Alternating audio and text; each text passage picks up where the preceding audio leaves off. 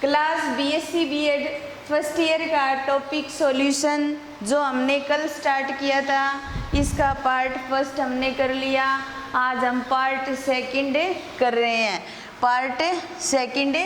रहे हैं, जिसके अंदर हमारा जो टॉपिक है वो विलयनों की सांद्रता को व्यक्त करने की विधियां हैं। विलयनों की सांद्रता को व्यक्त करने की विधियां हैं, जिसको दो प्रकार से व्यक्त किया जा सकता है। एक होता है भार मात्रक और दूसरा होता है भार आयतन मात्रक। क्योंकि अगर विलयनों की सांद्रता ज्ञात करेंगे तो उनको अलग अलग तरीके से लेंगे। तो सबसे पहले आता है भार मात्रक।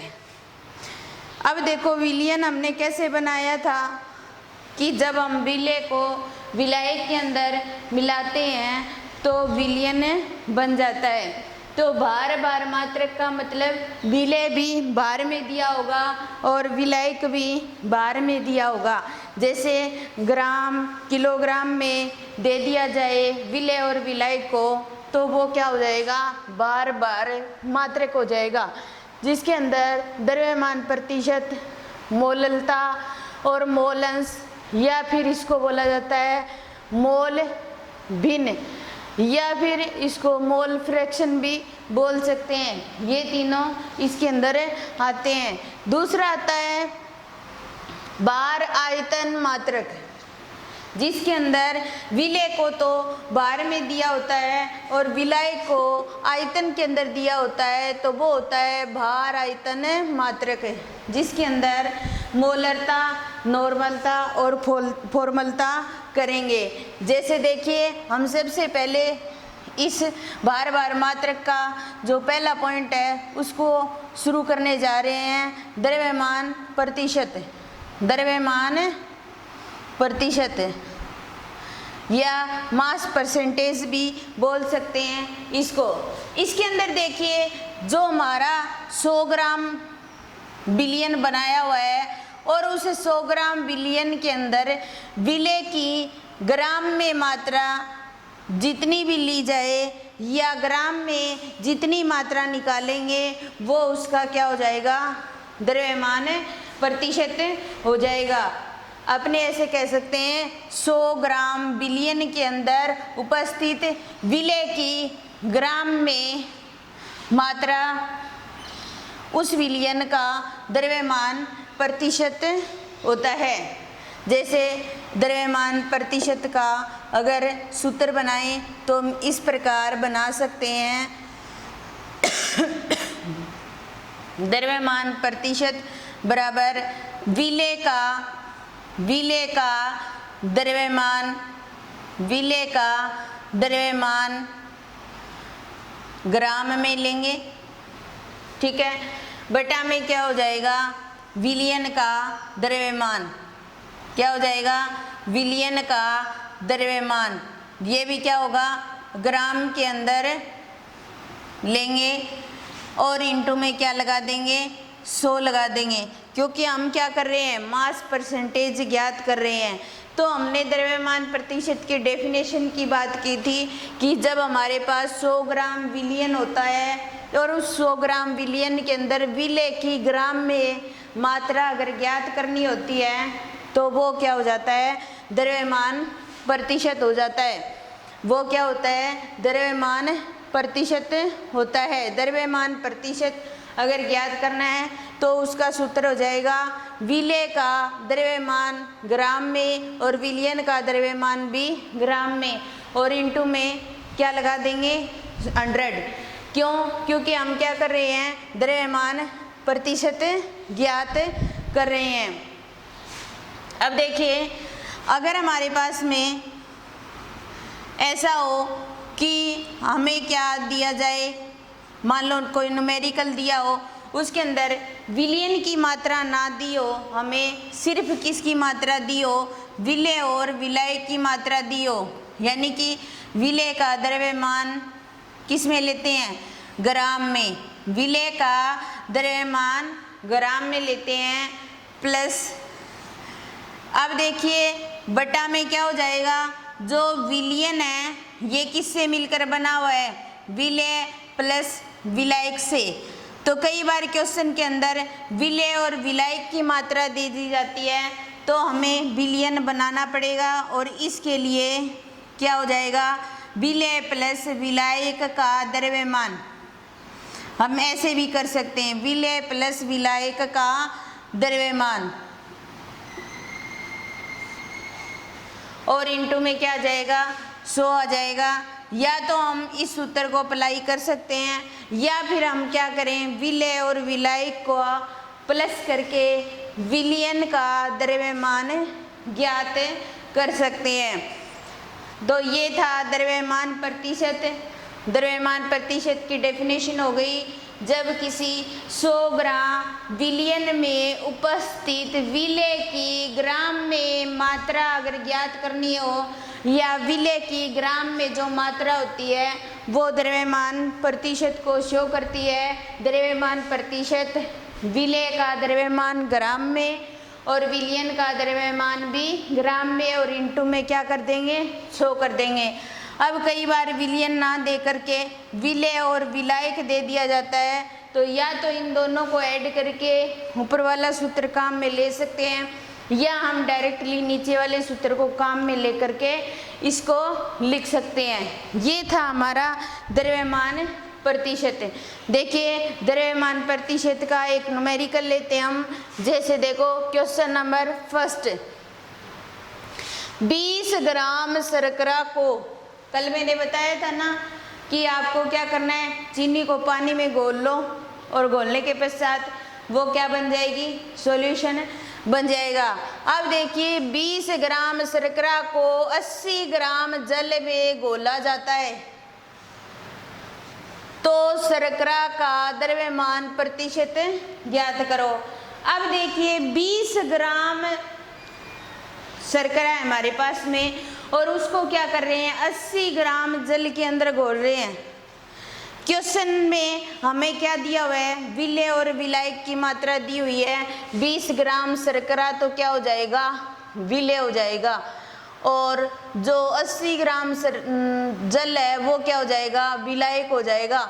तो हमें विलयन की मात्रा नहीं दी, हमें विलयन की मात्रा ज्ञात करनी पड़ेगी। या फिर ऐसे कह सकता था 100 ग्राम शर्करा को घोलकर 20 ग्राम शर्करा को घोलकर 100 ग्राम जल का एक विलयन बनाया, तो उसमें शर्करा का द्रव्यमान प्रतिशत ज्ञात करो। ऐसे भी तो बोल सकता था, क्योंकि यहाँ पर क्या है, अलग अलग दिए दोनों, विलय और विलायक। जैसे इस क्वेश्चन को करेंगे हम इस द्रव्यमान प्रतिशत के आधार पर। जैसे देखिए द्रव्यमान प्रतिशत जो होता है उसको हम इस तरीके से नोट करते हैं, प्रतिशत W/W, बार बार में दी हुई चीज़ और परसेंटेज हम ज्ञात करते हैं। अब देखिए शर्करा का द्रव्यमान, शर्करा का द्रव्यमान, और शर्करा का द्रव्यमान ये किसको शो कर रहा है, विलय को शो कर रहा है। इसकी मात्रा कितनी दी हुई है, 20 ग्राम दी हुई है। कितनी दी हुई है, 20 ग्राम। फिर उसके बाद में जल का द्रव्यमान, जल का द्रव्यमान, और ये किसको शो कर रहा है, विलायक को। किसको शो कर रहा है, विलायक को। तो ये कितना हो रहा है, 80 ग्राम।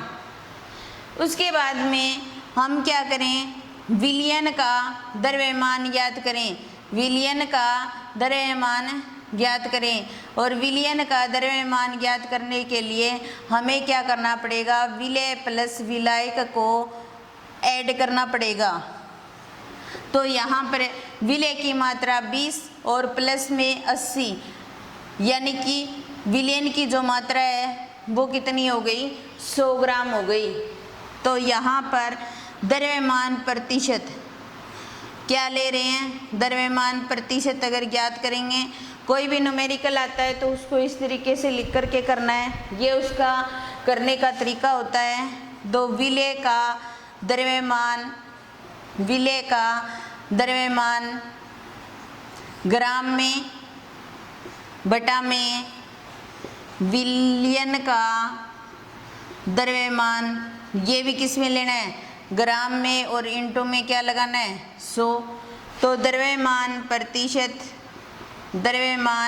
प्रतिशत बराबर क्या हो जाएगा, विलय का द्रव्यमान कितना दिया हुआ है 20 ग्राम बटा में विलयन का द्रव्यमान कितना दिया हुआ है, हमने 100 ग्राम निकाला है, दोनों को ऐड करके 100 इंटू में क्या हो जाएगा 100 हो जाएगा। 100 से 100 कैंसिल, कितना आ गया 20% W/W, यानी कि 20% शर्करा का द्रव्यमान प्रतिशत आ गया। द्रव्यमान प्रतिशत एक भार मात्रक इकाई होती है जब किसी पदार्थ के 100 ग्राम विलयन में उपस्थित किसी विलय की ग्राम में मात्रा ज्ञात करनी होती है तो द्रव्यमान प्रतिशत को काम में लिया जाता है, जिसका सूत्र होता है विलय का द्रव्यमान बटा में विलयन का द्रव्यमान इंटू में 100। हमने न्यूमेरिकल के द्वारा भी करके देखा कि 20 ग्राम शर्करा को जब 80 ग्राम जल के अंदर घोला जाता है तो उसका द्रव्यमान जो प्रतिशत होता है वो 20% प्राप्त होता है। हमें कितना प्राप्त होता है, 20% बार मात्रक के अंदर प्राप्त होता है। ये था हमारा द्रव्यमान प्रतिशत, बार मात्रक का पहला पॉइंट कंप्लीट हो गया। उसके बाद में हम सेकंड पॉइंट करेंगे बार मात्रक का। पहले हम बार मात्रक को कंप्लीट करेंगे, फिर उसके बाद बार आयतन मात्रक को करेंगे। अब दूसरा आता है मोललता।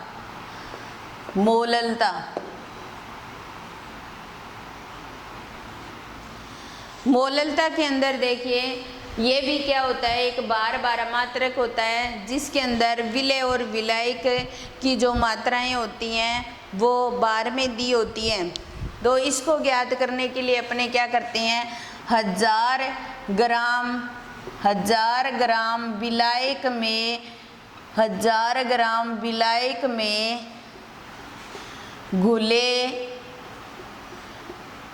घुले विलय के मोलों की संख्या, विलय के मोलों की संख्या क्या होती है, मोललता होती है या मोललता कहलाती है। 1000 ग्राम विलायक में घुले विलय के मोलों की संख्या मोललता कहलाती है। इसे मोललिटी भी बोल सकते हैं। इसे क्या करते हैं, मोललिटी भी कह सकते हैं। इंग्लिश में इसको मोललिटी बोलते हैं। तो 100 ग्राम विलायक में घुले विलय के मोलों की संख्या क्या होती है, मोललता होती है। इसे स्मॉल m से शो किया जाता है। और एक मोलरता भी होती है जिसको कैपिटल M से शो किया जाता है, जो बार आयतन मात्रक के अंदर होती है, वो भी करेंगे हम। तो उसके बाद में हम मोललता का सूत्र बनाते हैं और मोललता के सूत्र के अंदर देखिए 1000 ग्राम विलायक में घुले विलय के मोलों की संख्या, पहले हमने द्रव्यमान प्रतिशत में विलय का जो द्रव्यमान लिया था वो किसके अंदर लिया था, हमने ग्राम में लिया था। अब हम क्या करेंगे, विलय के मोलों की संख्या लेंगे उसके स्थान पर, तो मोललता इसका सूत्र हो जाएगा विलय के मोलों की संख्या, विलय के मोलों की संख्या बटा में विलायक ले रहे हैं तो विलायक का द्रव्यमान और इंटू में 1000 ग्राम ले रहे हैं तो इंटू में क्या लग जाएगा, 1000 लग जाएगा। तो मोललता विलय के मोलों की संख्या और विलायक का द्रव्यमान। तो हमें तो न्यूमेरिकल के अंदर कोई भी पदार्थ होता है उसकी ग्राम में मात्रा दी होती है, विलय पदार्थ की ग्राम में मात्रा दी होती है। ऐसे नहीं आएगा कि आप 20 मोल शर्करा को 1000 ग्राम विलायक के अंदर घोल रहे हो, ऐसे क्वेश्चन कभी नहीं आता। ग्राम में दी होती है, हमें उसको मोल में चेंज करना पड़ता है, और मोल निकालने के लिए पदार्थ की ग्राम में मात्रा, मोल निकालने का सूत्र होता है पदार्थ की ग्राम में मात्रा बटा में उसका आणविक द्रव्यमान या मोलिकुलर वेट बोलते हैं, या फिर जो मोल होता है उसको n से शो किया जाता है पदार्थ की मात्रा ग्राम में W बटा में m। इस सूत्र से हम निकाल सकते हैं। जैसे हमें दिया हुआ कि 36 ग्राम जल के अंदर मोलों की संख्या ज्ञात करो, 36 ग्राम जल में मोल कितने हैं वो ज्ञात करो। तो जल का सूत्र क्या होता है H2O। तो n बराबर पदार्थ की मात्रा कितनी दी हुई है 36 ग्राम दी हुई है। मोलिकुलर वेट जो H2 है इसका मोलिकुलर वेट ज्ञात करना है। तो हाइड्रोजन का 1 होता है तो 2 है, 2 प्लस में, और ऑक्सीजन का कितना हो गया 16, तो उसका मोलिकुलर वेट कितना आ गया 18 आ गया। इसलिए 18 दूनी 36, यानी कि 36 ग्राम जल के अंदर जल के 2 मोल प्रेजेंट हैं। आगे बात समझ में। तो मोल को ऐसे ज्ञात कर सकते हैं। तो इसीलिए जो हमारी मोललता ज्ञात करेंगे तो हमें क्या करना पड़ेगा, विलय के मोलों की संख्या ज्ञात करनी पड़ेगी, फिर विलायक का द्रव्यमान और इंटू में क्या हो जाएगा 1000। अब देखिए मोल को हम ऐसे भी बदल सकते हैं, मोललता का एक अन्य सूत्र भी बना सकते हैं। मोल के आधार पर मोललता बराबर विलय की ग्राम में मात्रा, विलय की ग्राम में मात्रा बटा में, मोल का सूत्र लिख रहे हैं मोल के स्थान पर, और फिर यहाँ पर लिखते हैं आणविक द्रव्यमान, यानी कि किसका विलय का, या फिर ऐसे लिख सकते हो विलय का आणविक द्रव्यमान इंटू में 1000 ऊपर लगा हुआ है वैसे कि वैसे लगा देंगे, और विलायक का द्रव्यमान लिख देंगे।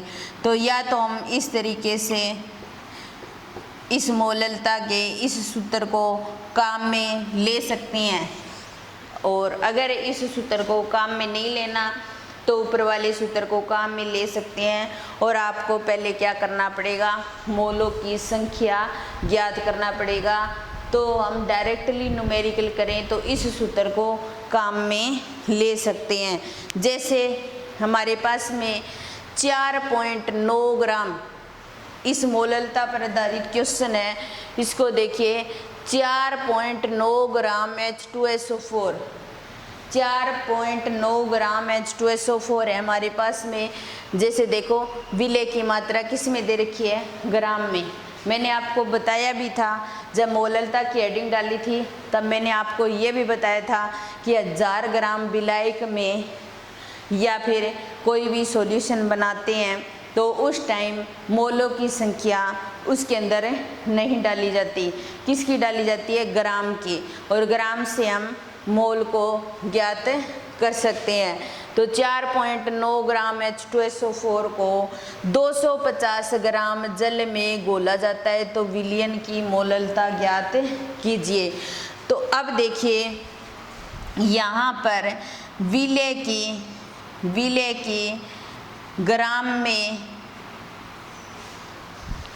देखिए इसको मैं यहाँ से मिटो देती हूँ आपको एक बार, और यहाँ पर इस सूत्र पर आधारित अपने लिख लेते हैं पहले।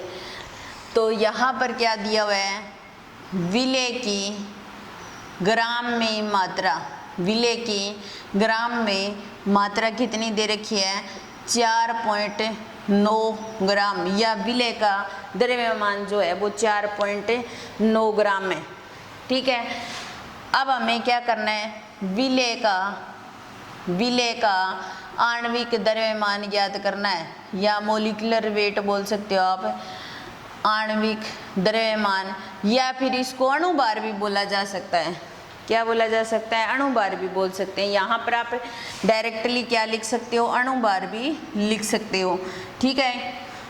अब देखिए हमारे पास क्या है, H2SO4 है, इसको निकालेंगे तो 2 हाइड्रोजन के प्लस सल्फर के कितने होते हैं 32, एक ऑक्सीजन के 16, तो 4 है तो कितने हो गए 64, 4 और 2 6 और 2 8 और 6 और 3 9, यानी कि 98 आ गया।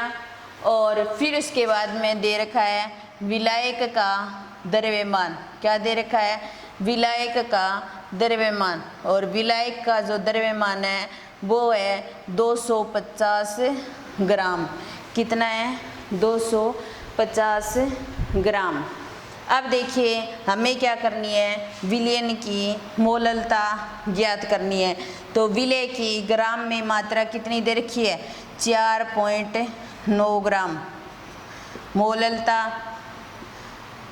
बराबर 4.9 ग्राम, इंटू में 1000 लगा हुआ है, लगा देंगे, बटा में यहाँ पर विलय का आणविक द्रव्यमान या अणुभार कितना आ गया 98 आ गया, इंटू में विलायक का द्रव्यमान 250 हो गया, ये इससे कैंसिल हो जाएगा, 25 चौका 100 आ गया।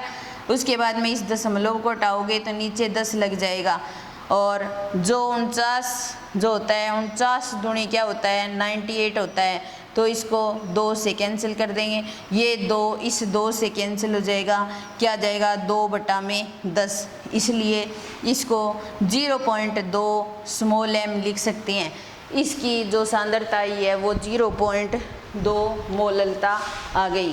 तो इसका मतलब मैं ये समझती हूँ कि आपको मोललता टॉपिक समझ में आ गया होगा, क्योंकि मैंने हर एक छोटी छोटी चीज़ बताई है आपको।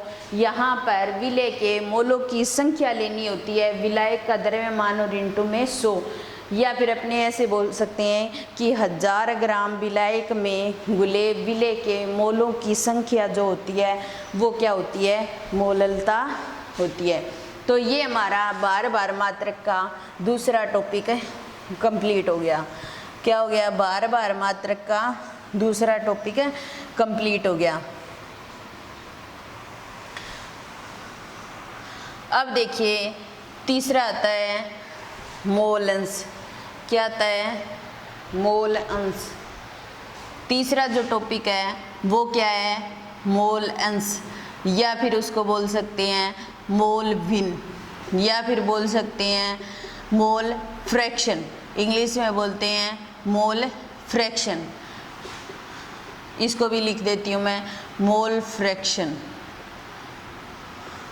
जो मोल भिन्न या मोल अंश होती है उसको मोल फ्रैक्शन बोल सकते हैं। अब देखिए मोल अंश या मोल भिन्न दे रखी है, तो आपको नाम से स्पष्ट हो रहा है कि यहाँ पर जो चीज़ ली जाएगी वो भी क्या ली जाएगी, मोल के अंदर ली जाएगी। हमारे पास में कोई भी 2 अवयव हैं, हमारे पास कोई भी 2 अवयव हैं, मान लो A और B, तो A और B के अंदर टोटल उनके मोलों की संख्या कितनी होती है उसको हम ज्ञात करते हैं। फिर हमें अगर क्या करना है, A की मोल फ्रैक्शन ज्ञात करनी है या अवयव A की मोल भिन्न ज्ञात करनी है, तो हमें क्या करना पड़ेगा, A के मोल लेकर के और टोटल जितने मोल दोनों अवयवों के आते हैं उनका अनुपात जो होता है वो A की मोल फ्रैक्शन होता है।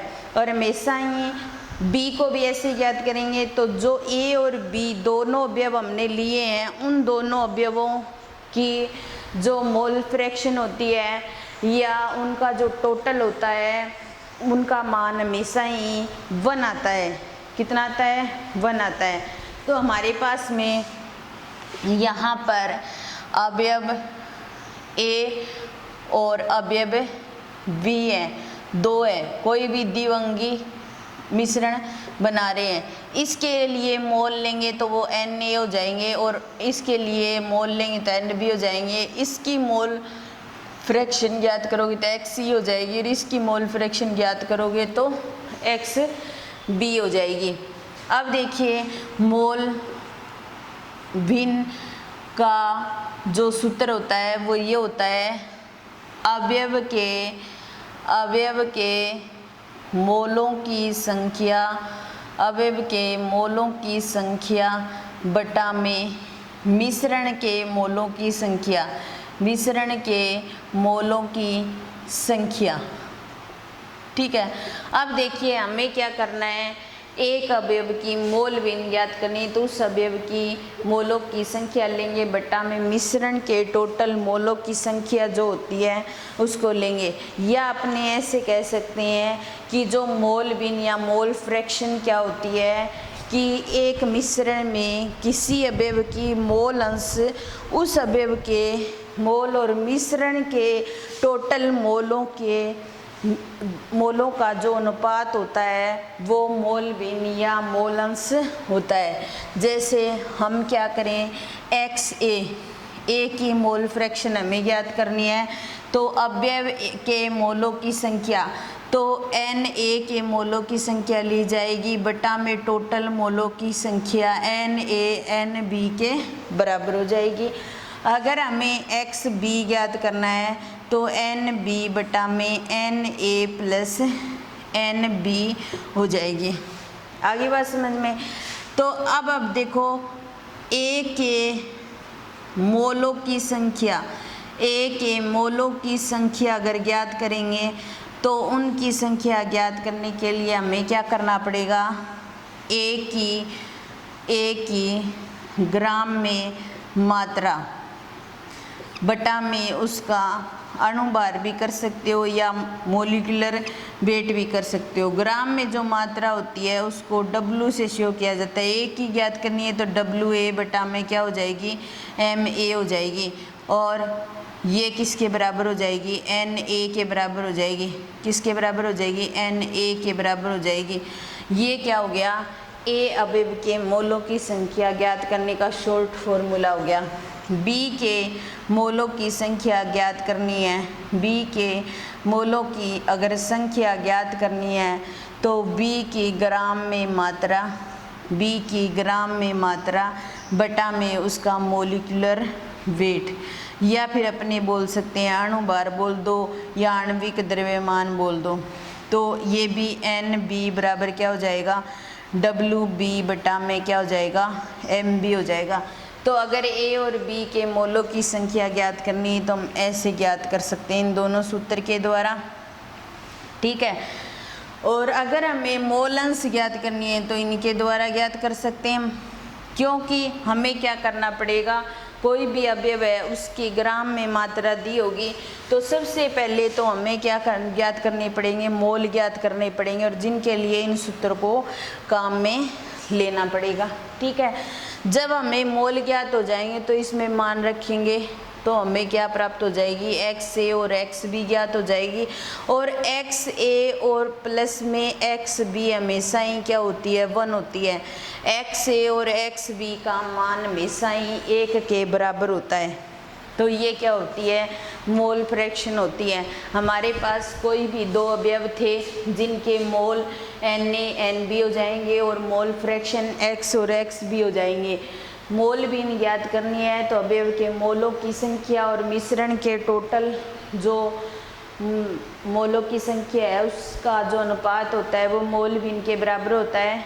X से ज्ञात करना है तो Na बटा में Na प्लस Nb, XB ज्ञात करना है तो NaB बटा में Na प्लस Nb। A के मोलों की संख्या ज्ञात करनी है तो इस सूत्र को काम में लिया जाएगा। B के मोलों की संख्या ज्ञात करनी है तो इस सूत्र को काम में लिया जाएगा, और फिर ये वैल्यू यहाँ रखेंगे और यहाँ रखने के पश्चात हमें XA और X